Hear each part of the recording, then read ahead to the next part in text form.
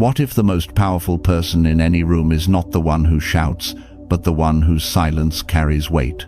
What if the respect we desperately seek is not something we can take by force, but something that flows naturally toward a specific kind of internal stillness? We've all felt it, that maddening sense of being unheard, of our most reasoned arguments dissolving into thin air before people who simply refuse to take us seriously.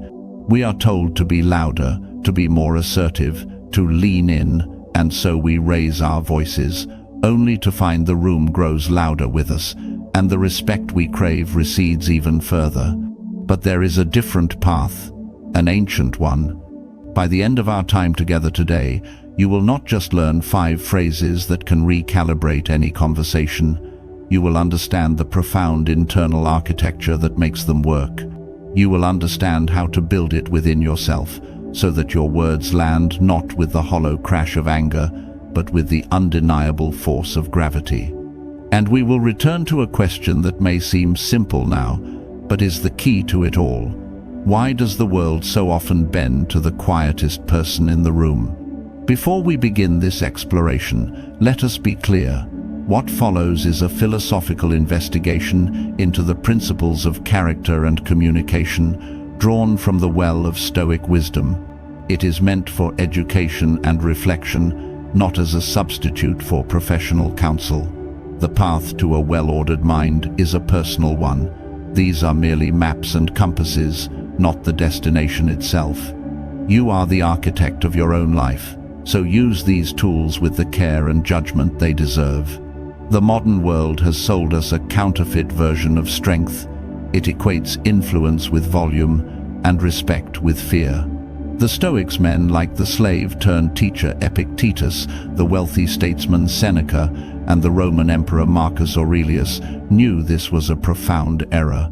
They understood that true power, the kind that endures, is not projected outward, but cultivated inward. It is the unflinching mastery of the one and only thing in the universe you can ever truly control, your own mind. They called this the inner citadel, a fortress of reason and tranquility that no external event, no insult, no misfortune could ever breach. The respect you command from others is merely a shadow cast by the respect you first hold for the sovereignty of this inner space. Shouting is the desperate cry of a citadel already overrun.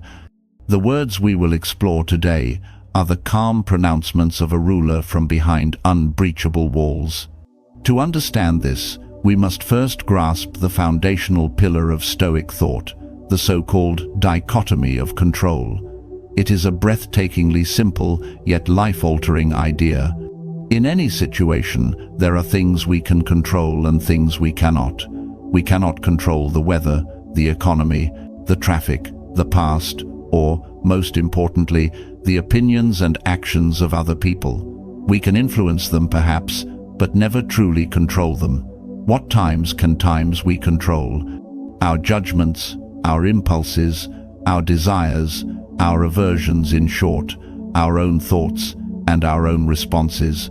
That's it. That's the entire list.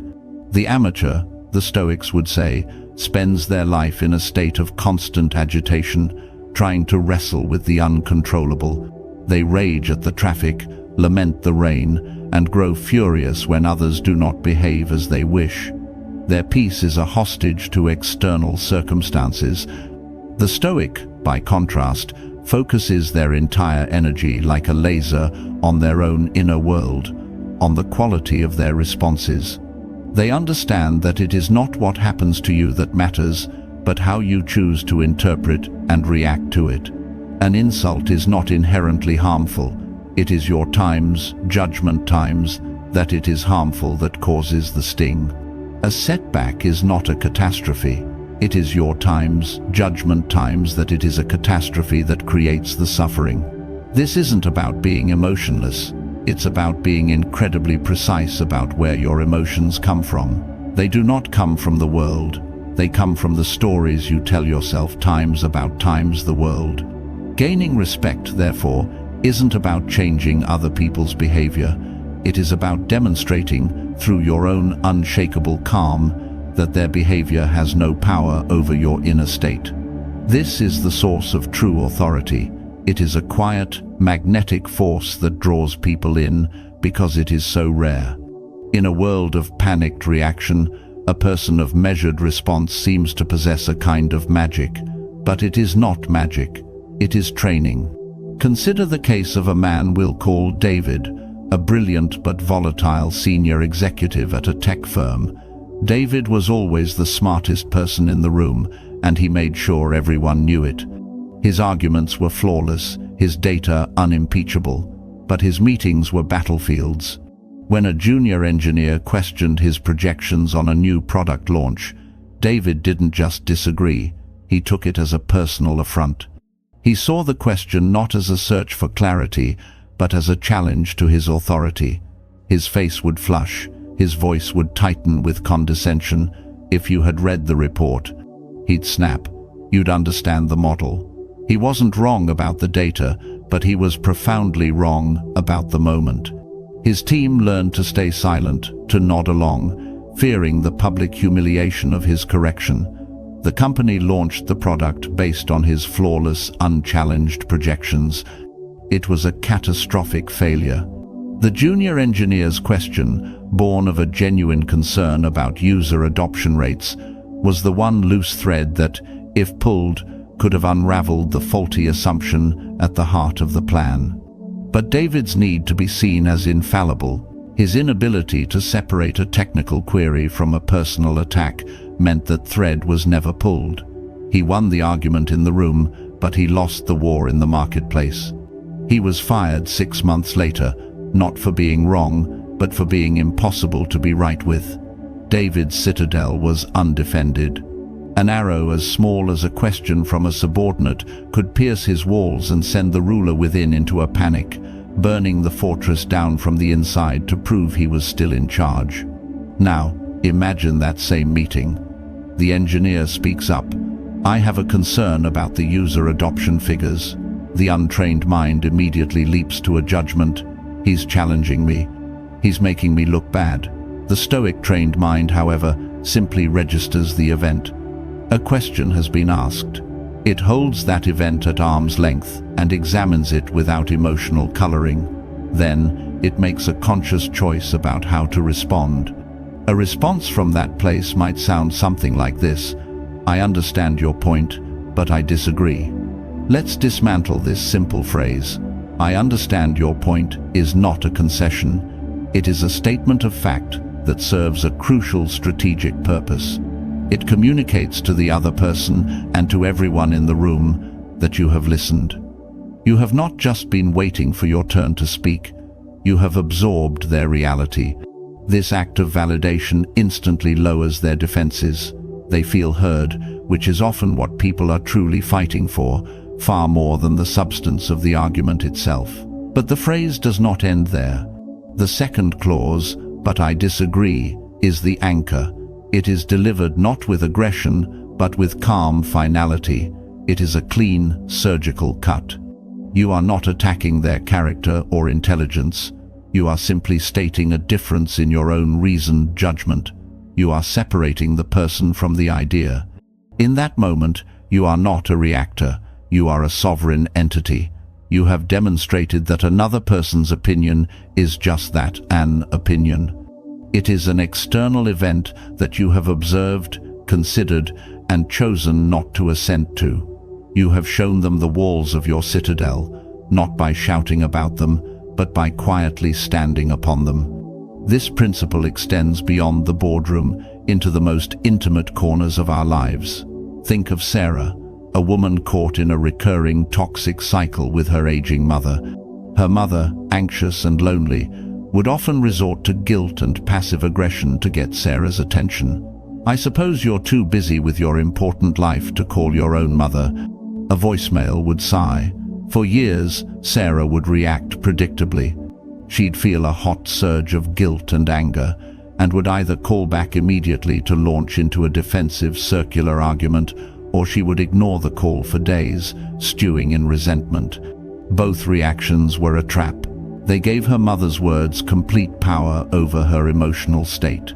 The mother set the terms of engagement, and Sarah always accepted them. The dynamic never changed because Sarah's response was always the same. She was trying to control her mother's behavior, a futile task, while leaving her own reactions completely unguarded. Her awakening was slow and painful. It came after a particularly draining argument that left her sleepless for 2 nights. She realized, in a moment of exhausted clarity, that she had been fighting the wrong battle. The problem wasn't her mother's words. The problem was her own automatic assent to the judgment that those words were a true reflection of her worth as a daughter. She decided to change the one thing she could, her response. The next time the predictable voicemail came, she took a breath. She observed the familiar feelings of guilt and anger rising within her, but this time she didn't identify with them. She watched them as if they were clouds passing in the sky. She waited a day, not out of spite, but to ensure her response would be born of reason, not reaction. When she called back, she kept her voice calm and warm. "Mom," she said, "I love you very much, and I know you miss me. But the way you speak to me sometimes makes it very difficult to have a close conversation. I don't find that appropriate." There was a stunned silence on the other end of the line. The mother's entire playbook was designed to provoke a reaction of either guilt or anger. This calm, boundary-setting statement was not on the script. I don't know what you mean," she stammered. Sarah didn't take the bait. She didn't list past grievances. She simply repeated her truth, gently. "I just mean that I want us to speak to each other with kindness, that's all." It wasn't a magic fix. The dynamic didn't transform overnight, but it was a fundamental shift in the architecture of their relationship. Sarah had stopped trying to remodel her mother's house and had instead installed a lock on her own door. The phrase, "I don't find that appropriate," is a powerful tool for this very reason. It is not an argument, it is a declaration of personal law. You are not debating whether the other person's behavior is objectively wrong by some universal standard. You are simply stating that it violates your time standard. It is almost impossible to argue against. How can they tell you what you do or do not find appropriate? The phrase redirects the focus from their action to your boundary. Used without anger, it has a startling effect. It forces the other person to confront the fact that they have crossed a line they may not have even known was there. The Stoics taught that we must be vigilant guardians of our own dignity. Seneca wrote that true freedom is being a slave to nothing, not to wealth, not to fame, and certainly not to the errant words and poor behavior of others. This phrase is a verbal shield. It asserts your self-respect without needing to resort to disrespect in return. It is the quiet enforcement of your own sovereignty. Of course, sometimes a situation escalates, voices are raised, accusations fly, and the conversation devolves from a dialogue into a brawl. The untrained instinct is to match fire with fire, to raise your own voice, to interrupt, to fight for airspace. The Stoic sees this for what it is, a complete loss of control, a surrender of one's own inner peace to the chaos of another. To engage in a shouting match is to agree that the loudest person wins. It is to abandon the realm of reason entirely. The truly powerful response is not to win the shouting match, but to refuse to participate in it. This is where another phrase becomes essential. Let's talk when we can do so respectfully. This is not a retreat. It is a strategic repositioning to higher ground. You are not saying, "You are bad for shouting." You are saying, "I will not participate in this form of communication." You are calmly setting the terms under which you will engage. Imagine a heated disagreement with a partner. As their voice rises, you feel your own pulse quicken, your own defenses surge. The impulse is to yell back, "Don't you raise your voice at me!" But that is just adding fuel to the fire. Instead, take a physical step back. Take a slow, deliberate breath. a conscious act of reclaiming your own physical and mental space, and say, calmly, I want to resolve this with you. But I can't do it like this. Let's talk when we can do so respectfully. The effect is disarming. You have refused to be the dance partner in their chaotic waltz. You have held up a mirror to their behavior, not by criticizing it, but by simply refusing to mirror it yourself. You have taken control of the situation, not by dominating them, but by mastering yourself. The other person is left in an awkward position. To continue shouting is to shout at a wall. They are forced to confront their own loss of control because you have so clearly maintained yours. This is Epictetus's wisdom in its purest form. You cannot control the actions of others, but you can always control your response. Your response here is not just a shield for your peace. It is also a lesson for the other person on how they must treat you if they wish to have access to you. You are teaching them the rules of engagement for your kingdom. There is a subtle but crucial distinction to be made here, one that separates the Stoic from the Machiavel. From the outside, these actions, setting firm boundaries, refusing to engage in unproductive conflict, maintaining a calm demeanor, can look like power plays, and in a sense, they are. They undeniably increase your social capital and influence. The Machiavellian mind would see these as clever tactics to manipulate others and achieve a desired external outcome. But the Stoic's intent is fundamentally different. The goal is not to control the other person. The goal is to maintain control of times oneself, asterisk. The external effect, the respect, the de-escalation, the eventual compliance of the other person is what the Stoics would call a preferred indifferent. It's nice if it happens, but it is not the reason for the action. The reason is to live in accordance with your own nature as a rational, virtuous being. The respect you gain is a byproduct of your own self-respect, not the object of the hunt. This is a critical distinction. If you use these phrases as mere tricks to get what you want, people will eventually sense the inauthenticity. They work only when they are the genuine expression of an ordered and tranquil mind. They are the fruit, not the seed. Let's look at the story of Maria, a junior analyst in a competitive consulting firm. Maria was exceptionally bright, but quiet and unassuming. She was consistently overlooked in favor of her more aggressive, self-promoting peers. Her boss, a man named Ken, was a classic interrupter. In meetings, Maria would begin to offer a carefully considered insight, only to have Ken cut her off mid-sentence to pursue his own train of thought. For months, Maria endured this. Each interruption felt like a small humiliation. She would shrink in her chair, her confidence eroding with each stolen sentence. She tried to speak faster, to be more forceful, but it wasn't her nature. She was playing a game by Ken's rules, and she was losing. Feeling desperate, she began reading philosophy and stumbled upon the Stoics. The idea of the inner citadel resonated deeply.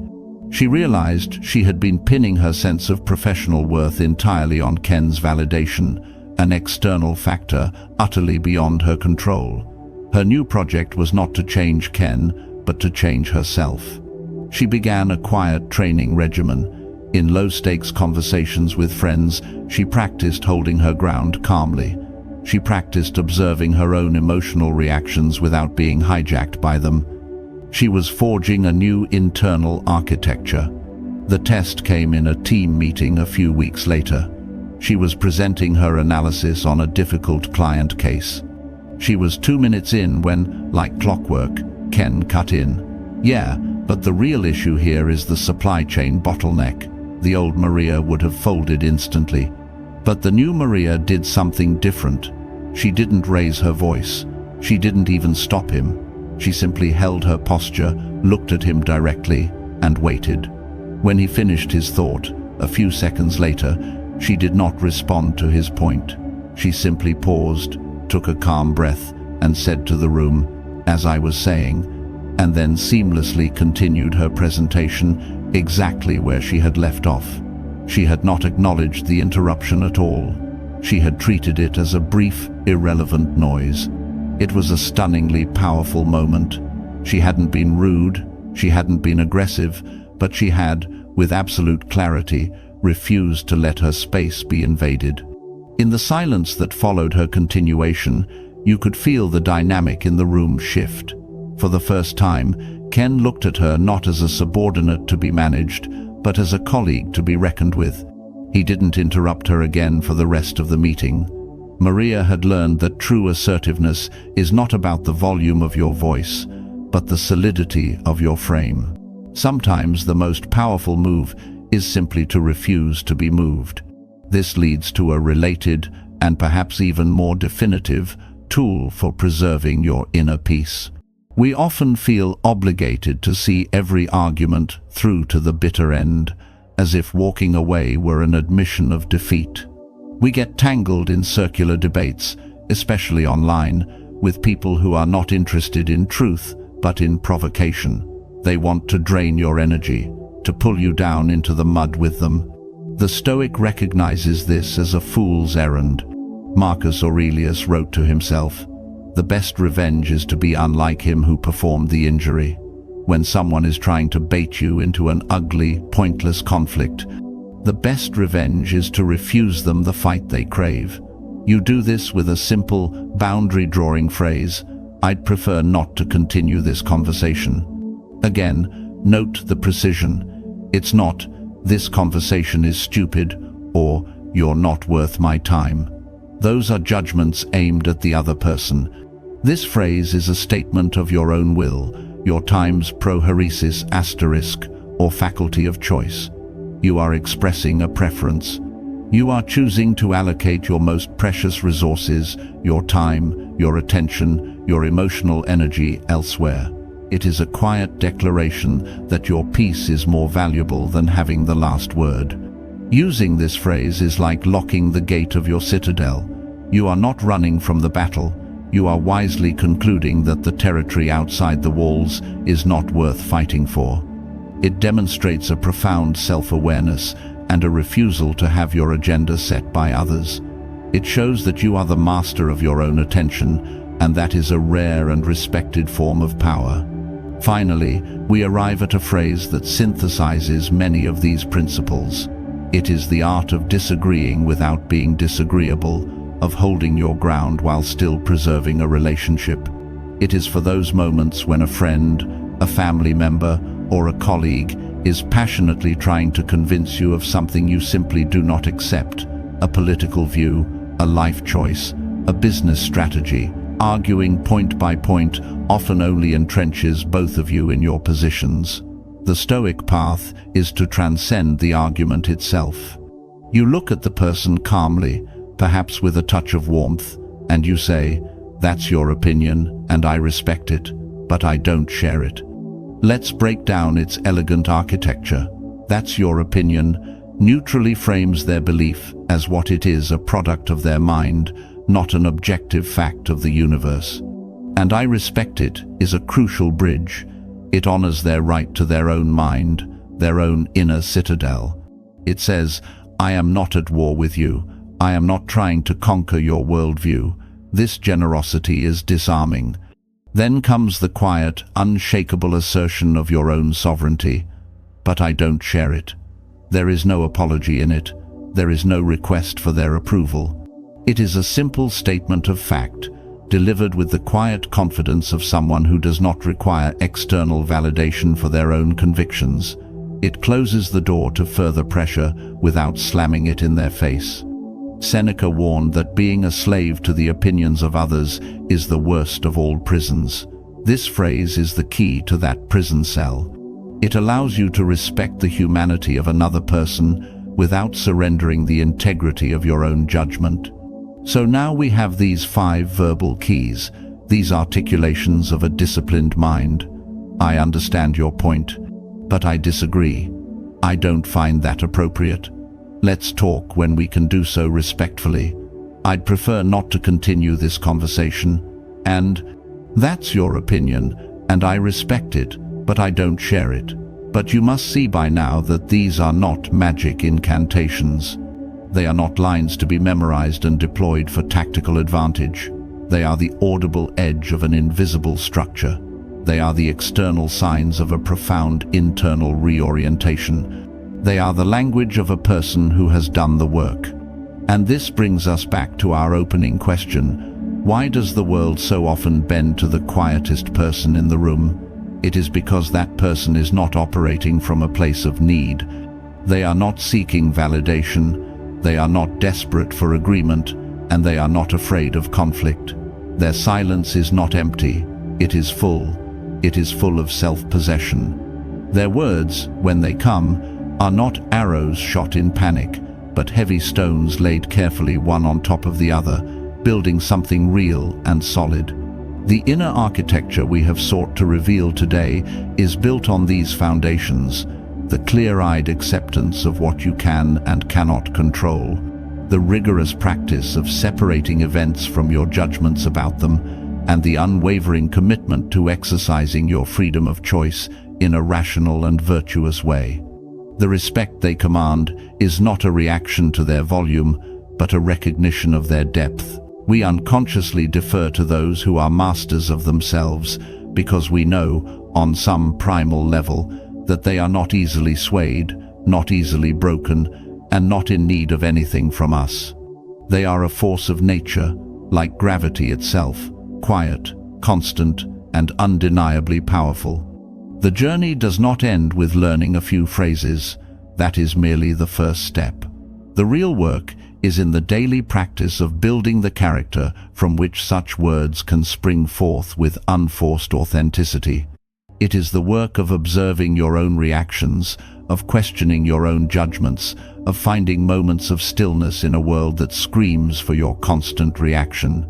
But how do we fortify this inner citadel when we are alone? How do we train in times of peace for the inevitable storms that life will bring?